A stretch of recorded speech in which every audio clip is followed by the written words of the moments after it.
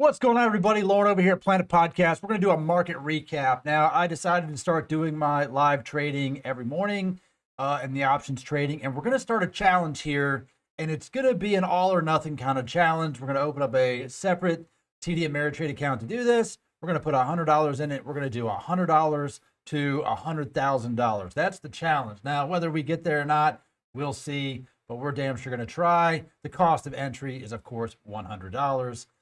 If the trade goes south, we're going to put a stop there so you don't try not to lose your $100. But the goal here is to absolutely savage trade this market in one account. This will be a one trade per day kind of situation. So if you don't get the trade that you're looking for, then you could close your position and you have to start again the next day. But I do believe you can do this with $100. So that being said, if you want to join that, leave some notes in the comments. Join the live stream every day, and we're going to talk about how we are going to do that. But let's talk about today. Today may have been one of the single largest bear traps I have ever seen in the stock market in 3 years. Now, I've watched a bunch. We do see bear traps, bull traps on an intraday single stock basis happen pretty regularly. This, however, seemed to be worldwide as far as the market goes. Let's talk about what happened. I do have the SPY pulled up, which is the S&P 500. We were trading that and watching that today. I'm going to move this up here just a hair, right? And we can see this is the daily chart of where SPY is at, right? We've got this big pullback. SPY is sitting at 414. And I was just listening to Trading Fraternity's little channel about that. And he said, if I was going to tell you on Friday that at the end of day Monday, you would be happy to see it where it closed that Friday. And he's right. That is, it's pretty wild. Let's look at the 5-minute chart for today. The day started off a little flat, to be honest with you. Everyone that I was kind of talking to about this expected it to bleed out. Now, keep in mind, Friday, it bled out really, really bad. SPY bled out almost 4% on Friday on the day, which is huge for this stock. Typically speaking, we get a 0.5% up, 1% down, 1% up, maybe like 2% kind of. If I was trading SPY all the way up until Friday, I would have said, you know what? Once SPY hits like 2% up on the day, that's the pullback. It doesn't generally go over that. So this was wild. For me to think, all right, it's just going to continue to bleed off was a bit of a stretch. But we did see it this morning kind of sell off a little bit, ran up, sold off, ran up pretty well. It was a pretty nice move. I was in puts. I was playing SPX on today. I bought one contract and I was holding on to that contract. It was deep out the money. Wanted to see a good move. And so I was holding it through this. And I'll tell you, Betty, the guy in the Discord that I've been chatting with here in OBR Discord, I really enjoy trading with this guy on the live call. So if you're interested, check out the link in the description and join OBR. I also streamed it today on YouTube, so I'll patch that in. But he saw this run up. He got real excited. Now, keep in mind, he is a perma bear. He's expecting everything to go down. I was just held it strong. So we started getting the sell off.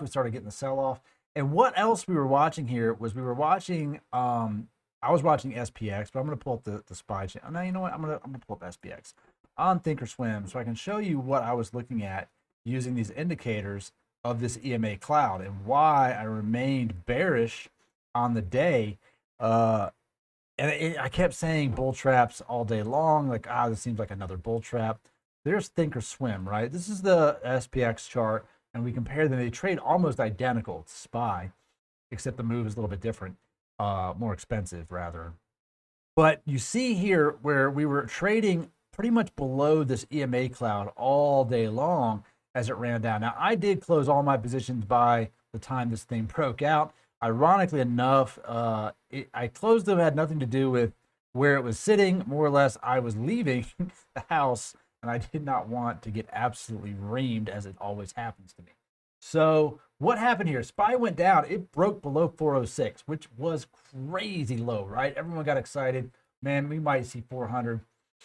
Everyone except Market Montana, who bought calls. He actually bought 420 calls for Friday on SPY around this low of like 405 and change, right? And I said, well, I'd buy one with you, but I don't want to ruin your chances. So I literally get in the car, I leave, this happens, this insane run up. Now, what I want to show you over here, and why I'm going to pull this over. My watch list has a lot of stocks that I tend to watch, right?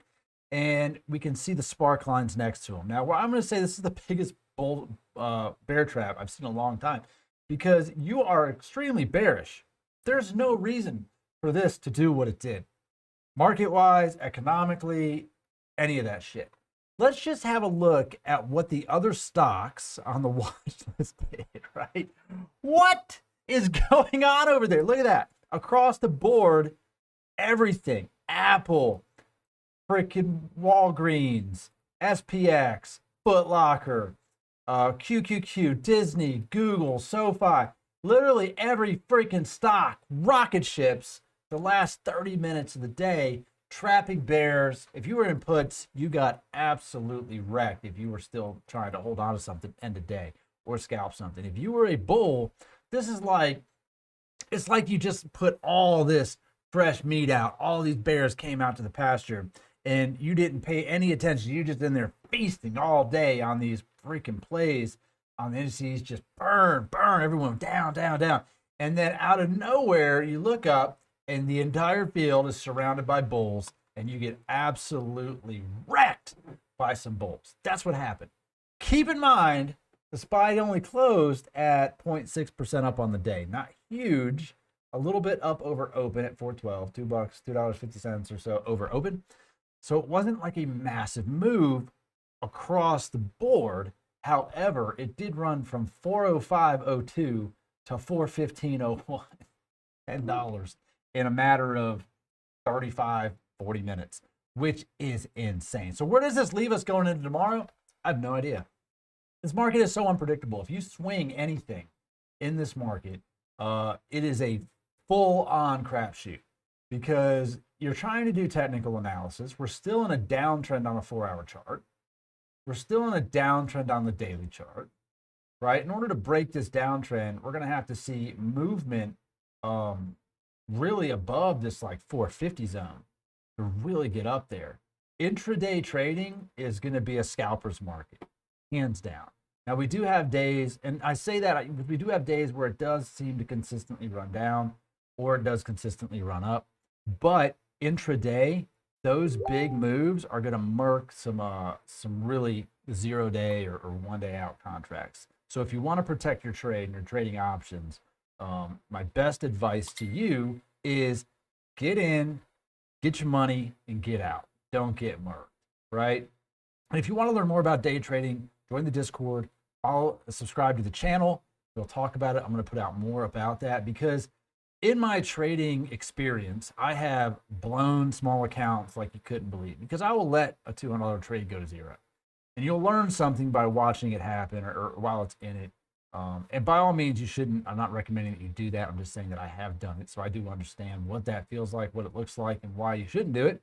And we'll talk about, you know, what they preach in all these Discords. This is risk management. And that is going to be up on you. Where do you find your risk and your accepted risk? Where do you set that level?